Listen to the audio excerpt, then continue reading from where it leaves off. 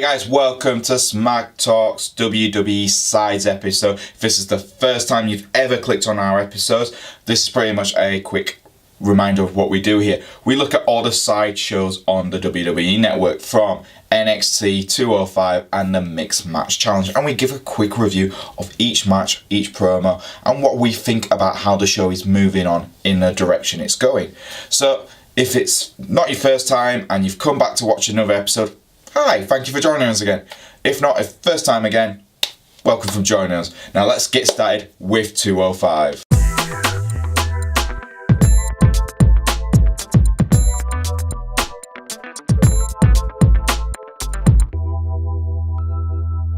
We started off the match with Tozawa taking on Mark Andrews. Now, Mark Andrews was a competitor in the UK tournament last year, and he is, for me, one of the best high flyers in the UK, and Tozawa is one of the best cruiserweights, and I was expecting such an amazing match. I thought, oh man, these guys are going to literally steal the show for this one, and they didn't. I think it was more of the chemistry. I think the chemistry just didn't click this time around. I think if they have another shot at each other, I think definitely the chemistry will be there, but I think for the first time they've ever taken each other on, it just didn't feel like it had that kind of chemistry. But that happens, it just does, guys. But the match itself wasn't anything bad. It was just not as good as what I was expecting from both competitors. Mark Andrews showed a lot more grappling, which I was a little bit surprised with, because I'm so used to him being a high flyer. I didn't expect him to grapple as much with Tozawa. Tozawa, nothing wrong, you know, the guy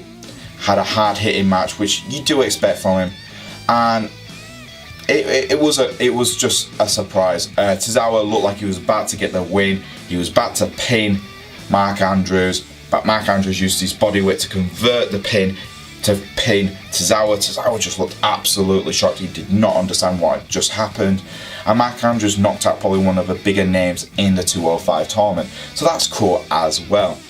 But like I said, I think the chemistry wasn't fully there. I think there were bits missing, but yeah, it's a great way to make Mark Andrews feels like a big name now in this tournament by knocking out someone like Tozawa. So no complaints there for me.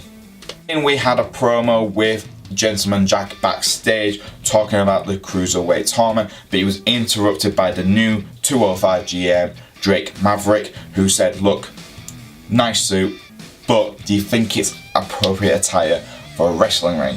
I don't think so. So next week, when you're taking on Mustafa Ali in the first round match, I want you in a proper wrestling outfit. No suits, no nothing. I want you in a proper wrestling outfit. And Gentleman Jack looked a bit shocked. Drake Maverick also explained who else is going to be taking part next week. We're also going to have Murphy, who was in NXT, taking on Daivari, who, you know, is a cruiserweight, who was part of the Zo train as well. So those look like very good matches to watch out for next week.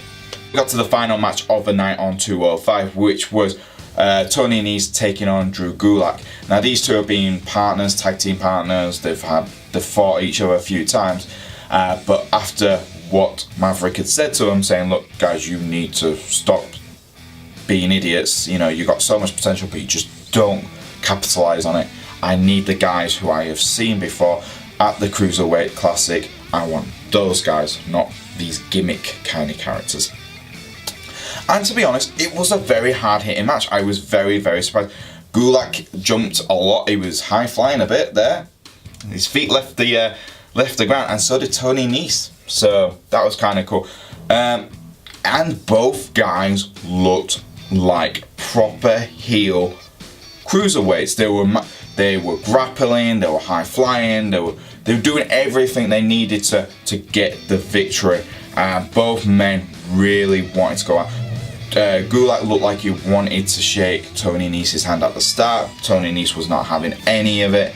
And then Gulak just lost the plot at the end. He absolutely destroyed Tony Nese, throwing him into the commentating table, constantly. The guy was unconscious, clotheslined him, and then did a dragon suplex on him. He was passed out by this point. The referee had to end the match. Gulak just looked like an absolute beast. And this is what I want to see in a heel. I don't want to see PowerPoint presentations. I want to see a heel absolutely destroy his opponent to get to the next round of this tournament. And he picked up the Cruiserweight belt and started showing it off. That is awesome. That's what you want to see from your Cruiserweight heels. So that was cool.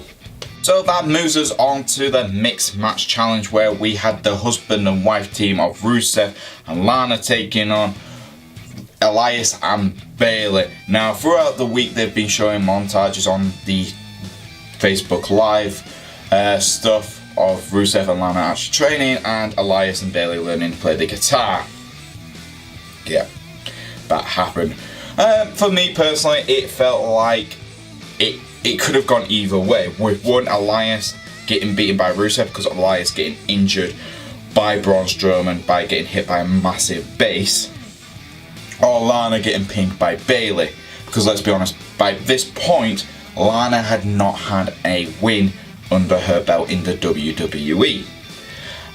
But for me, the best part of the Mixed Match Challenge was Rusev and Lana. No matter what, those two have just got an absolute brilliant chemistry, and I wish we got to see it more on SmackDown Live. Yes, Lana is now a women's wrestler instead of a manager, which is fine, but for me personally, I think it just I love these two's chemistry. They just work so well. But yeah, Bayley and Elias look like the stronger team in this one, but I'm not going to take anything away from Rusev and Lana. They trained, they dressed in matching uniforms for the match, and Rusev was really supportive. He was good. He was shouting Lana's number one. Lana is the best, and that really mattered. You could see a much different kind of Lana than what we've been seeing on the SmackDown Live, where she had more confidence because her husband was there and he was rooting for her. And yes, there wasn't as much of Rusev versus Elias, because let's be honest, Elias is working that injury from Braun Strowman and he wasn't going to be in the ring as much. But Lana and Bayley had a bit of a good little bit of chemistry. It wasn't too much. You can tell that Bayley has a lot more experience and she feels like the more rounded wrestler between the two of them. But it was a good shock victory for Lana and Rusev. Rusev got into the ring to help Lana because she looked like she was stuck in the side corner with Bayley. Elias kicked him in the face and knocked them both out of the ring. Lana managed to escape, pull Bayley down. She hit her head on top of the ring post. Lana gets the pin. 1, 2, 3. Lana's first victory. And you just see the face, the shock, the excitement. It was her first ever win. It was her first ever pin win. And she didn't cheat to win. It was legitimately, she got out, she pulled her opponent down, and she got the win. And that was awesome. I think that is a great way of building Lana getting victories. You could use this in SmackDown Live, where she does get victories, but they're so surprising because she just uses techniques like knocking her opponents out by accident and getting pinfalls. Rusev, you could see he was so proud of her. Bayley and Elias looked so shocked that they lost. It was great, and it was a short match itself. It wasn't anything special, like I said, but the shock victory and Rusev and Lana's chemistry just made it a good episode to watch. If you just want to see Rusev being awesome, I suggest watching Mixed Match Challenge. This moves us on to NXT for the week, where we had Pete Dunne taking Roderick Strong on for the UK tournament for the first match. And to be honest, it was a good match. Both Roderick Strong and Pete Dunne are highly talented wrestlers in NXT. I think both guys should be on the main roster sometime this year. But my god, Pete Dunne is just awesome. I don't care if he's a heel or not, the guy just has that chemistry. He just reminds me of a very young Triple H in some ways. He's just got that swagger around him that everything he does, it's like he knows what he's doing, he knows how to play the game. And you know, he could be the next game, who knows, but he's definitely got that kind of Triple H feeling towards him. And the crowd love him. I can understand why. Roderick Strong very much favourite in the NXT community as well. So the match itself was fine. Both guys had some really good back and forth chemistry, in ring, out ring. Pete Dunne with his friggin' fingers. Oh my god, that is just nasty. Oh yeah, very much the villain in that one, if you know what I mean. But yeah, Pete Dunne got the victory. He managed to outpower Roderick Strong to keep the UK Championship, and I think it's the right decision. I think Roderick Strong was a good challenger, but I do want to see some other talents from the UK tournament start coming on to NXT to challenge Pete Dunne for the title, because I think the title needs to be shown a lot more on NXT TV. Then this moves us on to Aleister Black's awesome promo. Pretty much stating all the battles he's had since he's joined NXT, and now he feels like he's ready to take it on for the title. While he was cutting this good promo, he was interrupted by the Beast of Belfast, Killian Dain, and you know, these two are incredibly awesome to see, because one, they both started off in the UK independent scene. They're both big names over here in the UK, and just seeing them now on NXT, where they are two of the biggest names on NXT in my opinion, is pretty damn awesome in every way.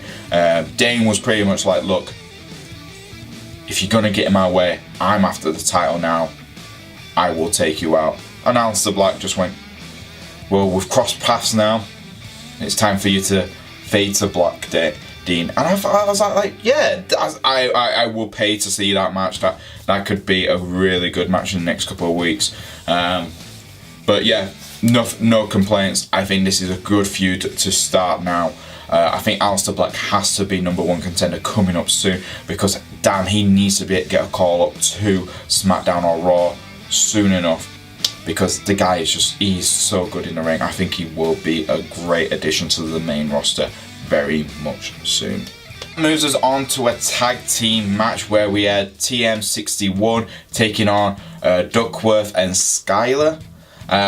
Never heard of those two before, but TM61 are rebuilding themselves since their injuries, and it was a good quick victory. Again, this just feels like jobber territory. They're rebuilding this team, so everyone kind of works out how good they are, and we already know how good they were. We knew about them how good they were back before their injury, but it's nice to get a refresh on how well these guys work as a tag team. And yeah, it was a quick match. There was nothing really into it, but I'm not going to complain. I want to see more TM61. I want to see him take on Heavy Machinery. I want to see him take on Sanity. I want to see him taking on Undisputed Era soon, very soon. And I want to see War Machine turn up soon, because those guys are friggin' awesome. TM61 taking on War Machine will be an absolutely awesome match. I guarantee it, guys. Make it happen, Triple H, please. It will be awesome to see. Then that takes us to the final match of the night, where we had Ember Moon taking on Baszler for the NXT Women's Championship, and it was like a mini Takeover Philadelphia match. Moon just pretty much out of the gates trying to take Baszler out to make her, you know, pretty much beat her quickly, because she knows if you give her that time, she's a submission expert, she will take your arm out. And there was very much signs that Ember Moon's arm is still not fully healed from that NXT TakeOver Philadelphia match.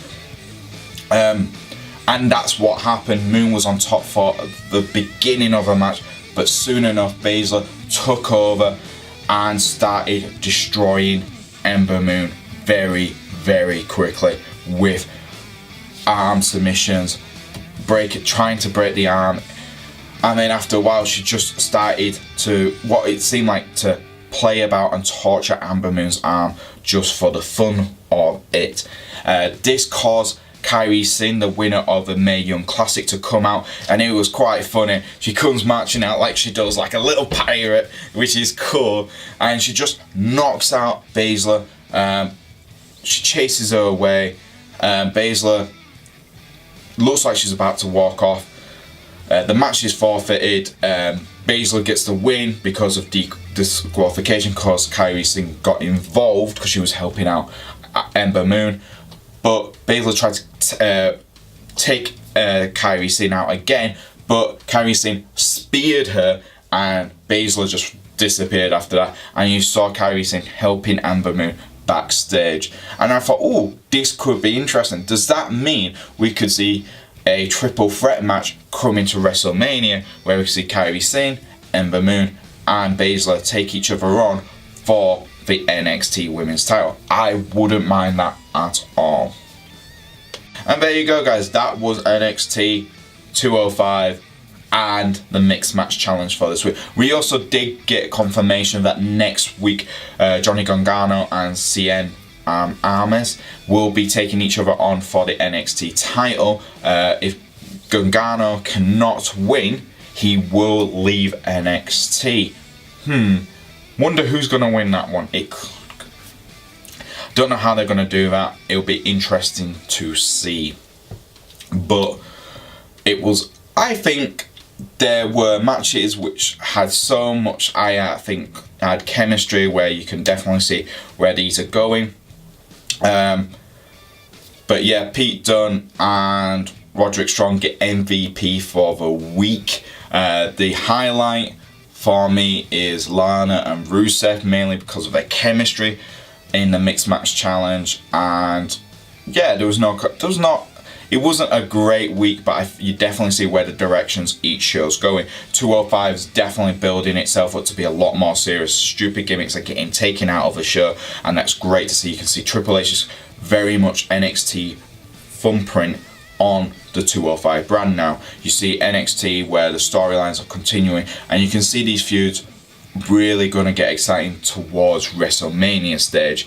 And then we've also got the Mixed Match Challenge where you get your surprise wins as well as great comedy, chemistry and everything else you want to see. It's a lot less structured as the other shows, and I don't mind that. Sometimes you just want to see the superstars have a little bit of fun. But there you go, guys, that was WWE Sides episode 3 for the week. If you do like our episodes, please like and subscribe. You can press the notification button, and if you want to follow me on the old Twitter, you're more than welcome to. I'm at Boise88, and I'll see you guys next time on Smack Talk Wrestling Reviews.